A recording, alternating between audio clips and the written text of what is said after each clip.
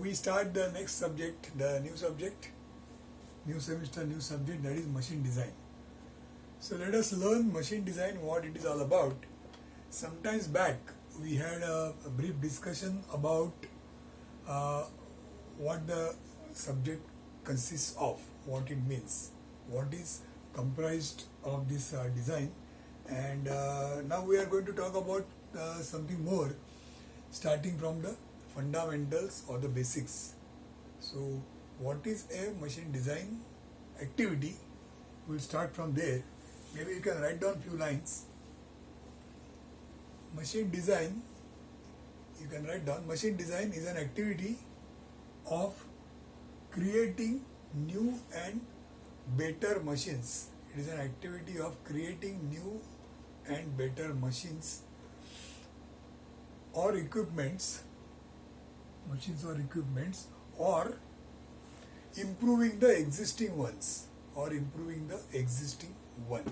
That means this is a subject where we are talking about how to create new machines, new components, or sometimes we are talking about how to modify or improve the ones which are already there.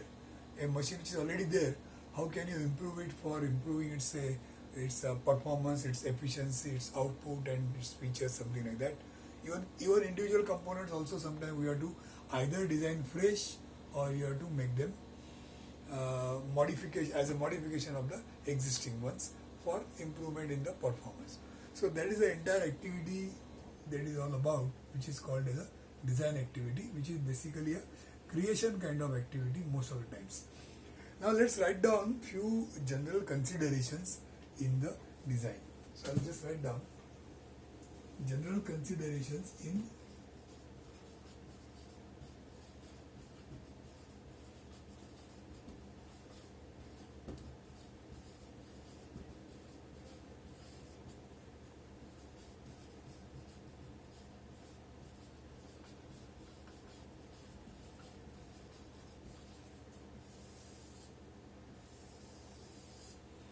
what are the things generally considered. They are to be taken into account when we do the work of designing a machine or a component. What different things we take into account or take into consideration. We'll start from there. So just write down first point, types of loads.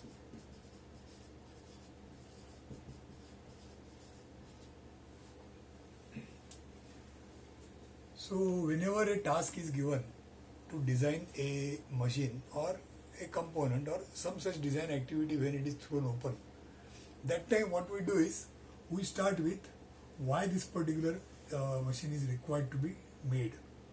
So what is the purpose, and once you know the purpose, why it is done, then we first try to find out what are the external parameters that are going to act on those machine components. So they are called as the loads, different types of loads what are going to act on the machine.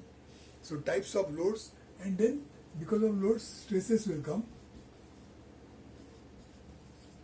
So what are the different types of loads and the stresses which are acting on the machines and the components which you are going to further design as per the need. That is the, maybe most of the time this is the starting point from where we start the process of design. Then the next is the motion of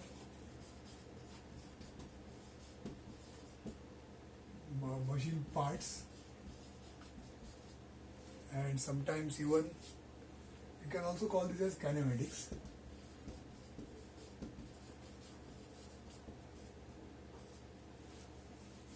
That means what kind of motions are going to be there, what kind of movements which are going to take place, whether there are going to be reciprocating motions or say oscillating motions or rotary motions or linear motions that are involved in different parts which are there in the machine for the purpose of for serving whatever is the purpose of that machine.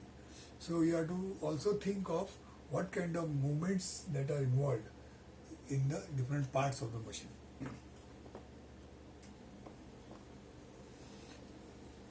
Then the shape and size of parts which you have to think about.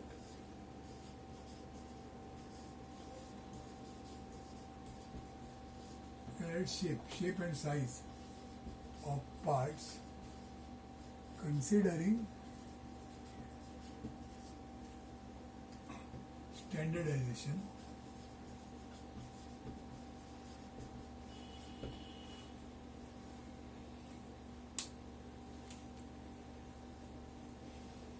That means while the process is going on, the designer has to decide what kind of shape is to be, imparted to the parts. Shape, what could be the shape, what could be the size, dimension, etc. That is also required to be taken into account. And while doing that, the standardization also is to be taken into consideration. Which means, suppose let's say you are designing a machine which is requiring a lot of bolts at different places. So maybe your design calculation says that at a particular place you require 8 mm bolt, at a particular place you require 6 mm bolt, at a particular place you require 4 mm bolt. Now are you going to literally assign these three different types of bolts at three different places, 8 mm here, 6 mm here, 4 mm here? Are you going to do that? Technically yes, because the design says you require this size, this size, this size. But then what happens is, sometimes what happens, if you go by say a same size everywhere, so instead of having three different sizes, let's go for only one size, 8 mm. It is over design where there is 4 is required, you are providing 8. Probably it could be over design. But then here what is happening is, we are going to maintain less number of spares, and the working becomes the maintenance. Sometimes if you want to carry out, that time the things become easier because you are using similar types of parts at different places. So this is something which is a type of standardization. Sometimes even what happens, the sizes which you come across by calculations, they are sometimes odd sizes. That means, say for example, if you arrive at you are talking about a shaft design, and while designing a shaft, the calculation says that you have to go for a shaft of diameter, let's say 27 mm. So when you say 27 mm is the required size, are you going to really make a shaft of 27 mm? Probably no, because there is something which is 28 mm available ready-made. So just 1 mm increase in size will not make the design weak. In fact, it will make it better. So you will go for a size which is safe enough, and at the same time it is easily available as a standard size. So instead of going for 27, you can go for 28. 28 is available. 27 maybe you have to make from some other size. You have to turn and make it 27. Whereas 28 is ready-made available. So that is the meaning of standardization, which you have to also take into consideration while the design process is going on, and while you are assigning the different shapes and sizes and the dimensions to the components by way of calculations. Okay, so that is standardization which is required. Next is the economics and you can say the costing part.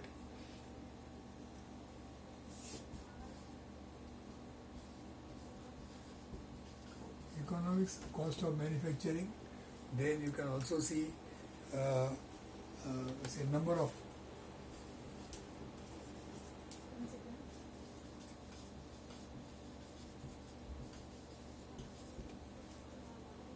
that means here we are basically talking about the cost part, which is also one of the say factors which needs to be taken into account while designing. Now sometimes you will feel that cost is a different story altogether, design is a different story, it is a pure engineering. Cost is something, why cost comes into picture in the design? The reason is, say like here it is written, cost of manufacturing, number of components required. So that will also give you sometimes some hint. Suppose you want to make a machine or a part for which you are doing the design work, and the number of parts are large. So you are making a machine in large quantity, or you are making a part in large quantity, say 1000 pieces. So when you are going for 1000 pieces, the procedure or the design which you are going to impart will be different. And suppose you are going to make just one part, then the procedure could be the design could be different. Why it is so? Because when you have to decide the design, if you think about this factor, number, then the design changes. Say like all of you know what is casting. Now casting process, suppose you want to make a part by way of casting, probably the initial procedure will be slightly complicated. You have to make the pattern, this, that. And then once the process is ready, then you are ready to make the parts in the form of casting. And once you prepare everything, then making the parts becomes easy because you are just going on pouring the liquid and making the casting, again pouring, again making casting, and the parts, however complicated they are, they will be manufactured one after another in quantity. Now the same complicated part, suppose you decide to make by manufacturing instead of casting, then maybe the shape of the part will be such that you have to make a lot of machining processes will be involved. You have to make certain, it could involve maybe some drilling operation, tapping operation, many different operations will be involved for making that complicated part. And like that, if you want to make 1,000 parts, each part is requiring a lot of complications, then obviously the costing will go very high.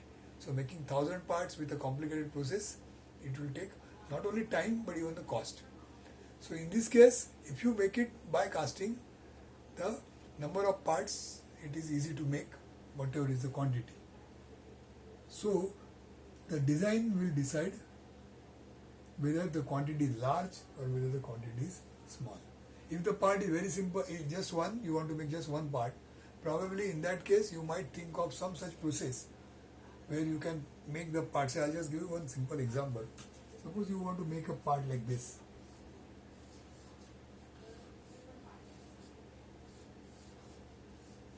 Something like this.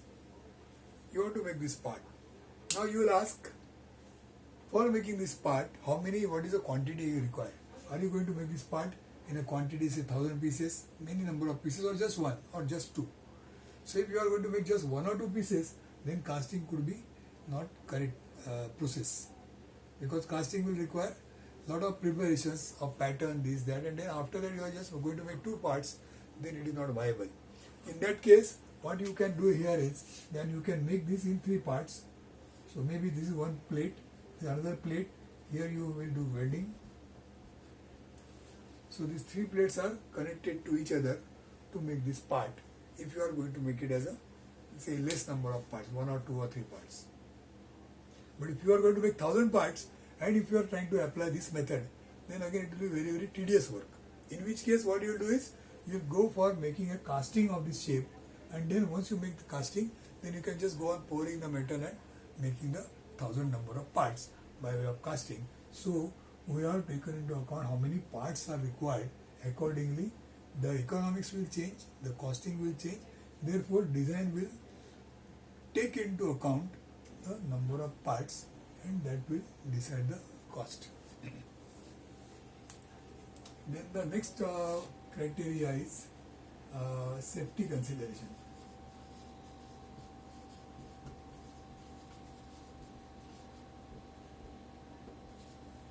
Safety consideration. Now in the design, you have to also look for the safety, if that is required to be taken into consideration. It may not be there every time, but whenever there is a safety factor comes, then you have to take that also into account, safety consideration.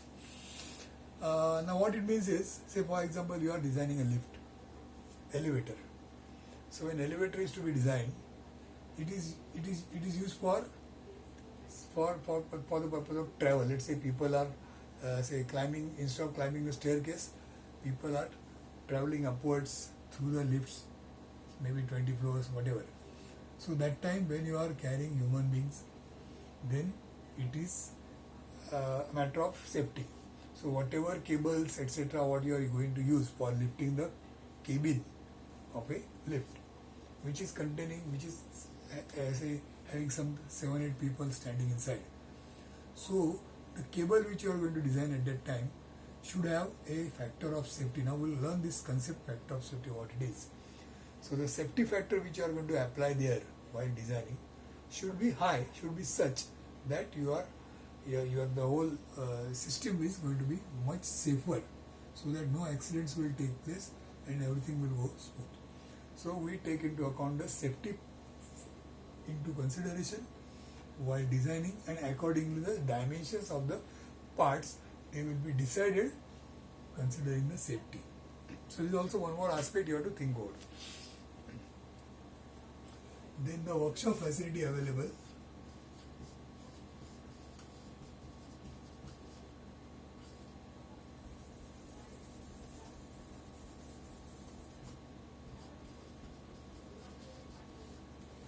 Workshop facility that is available, that is basically manufacturing consideration.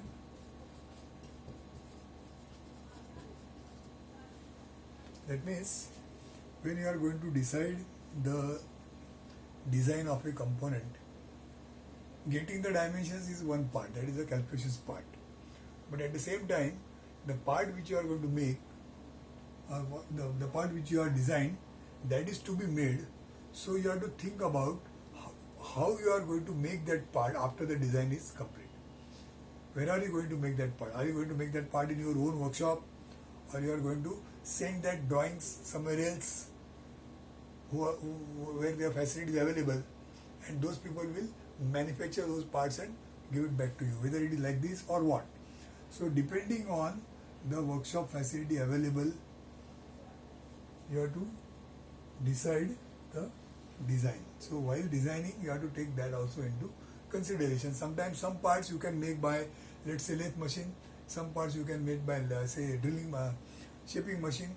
So whichever machines which are required for making the part, or whichever machines which are available in the workshop, accordingly maybe you can make some changes in your design so that the manufacturing becomes easy, considering the facilities that are available.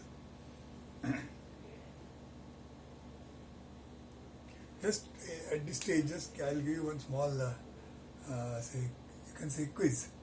Suppose you are asked to make a cube. You know what is a cube? Say about 50 mm by 50 mm by 50 mm. Cube you have to make by metal or maybe by wood. And how you will make it? How you will be able to make a cube? By which machines you will be able to use for making a cube? Now the very standard answer what you might think will be shaper. All of you know how shaper works. So everybody will say that I'll make use of shaper, and with the help of shaper you will be able to make that cube by machining different surfaces. Can you make the same cube by making use of lathe machine? Now this is a kind of, you can say, innovation. You have got lathe machine in your workshop, you have to make a cube, there is no other facility available, will you be able to make it? Now of course this is not exact example of what we are talking about here, but this is just a kind of a quiz which you can think over. How can you make a cube on a lathe machine? Think over, maybe you can tell me later on how it can be done, whether it can be done or not, or if it is to be done, it can be done, how it can be done. Okay, just a small quiz at this stage. But basically what we are talking about here is that the workshop facilities also are to be taken into account while designing the components. Say like one simple example, you know what is a key? What is the function of a key? So on a shaft, so there is a shaft, on the shaft you are going to mount, let's say, gear.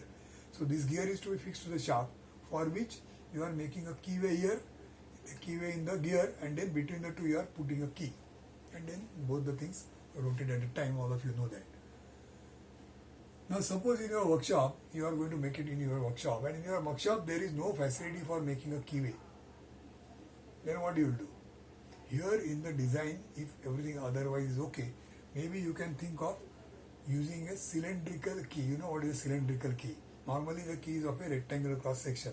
You can think about a key which is having a cylindrical cross section, which is something like a pin. So you can put a pin across the interface of the two surfaces. So something like this. Suppose this is the shaft and suppose this is the outside part. So at this place here, you are going to put a pin as a key. And if you design like this, what happens in your workshop, although you don't have any shaping facility for cutting a keyway, you can still do this because in your workshop you have got just a, let's say, drill machine or a lathe machine. So with the help of drill machine, you can drill this hole and put a pin there, which will serve the purpose like a key, and the work is done. Now why the work is done? Because you have designed it like this, which is suitable for your facility that is available. Suppose you have put a rectangular key here, then what will happen? Rectangular key, the conventional key. If you design like this, then that facility is not there in your workshop. So you have to run here and there and find out who is going to make this kind of a shape, and your parts will go outside your place, and then somebody else will be making those parts. They will be charging you also for that.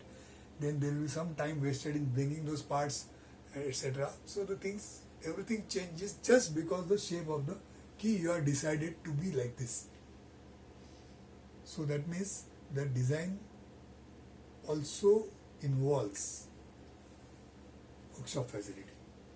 So while deciding the shapes and size, deciding the shape, you have to think of workshop facility also. Then the ease of assembly.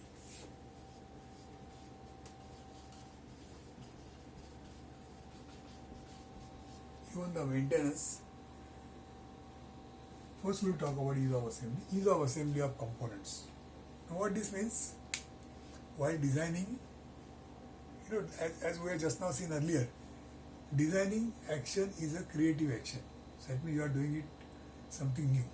So you have got all the scope available to decide how the thing is going to be. Now while deciding that, this point says that you have to also think about the assembly and dismantling of the parts. Now see what it means. Suppose somebody designs a part